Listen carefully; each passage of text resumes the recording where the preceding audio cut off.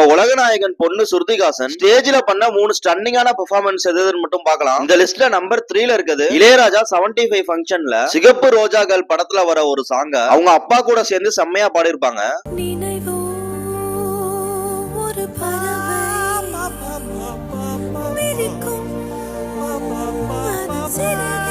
லிஸ்ட்ல நம்பர் 2ல இருக்குது தக் லைஃப் படத்தோட ஆடியோ லான்ச்ல இந்த படத்துல இவங்க பாடின பாட்டையே ஸ்டேஜ்ல செம்ம எனர்ஜியா பெர்ஃபார்ம் பண்ணி கொடுத்திருப்பாங்க.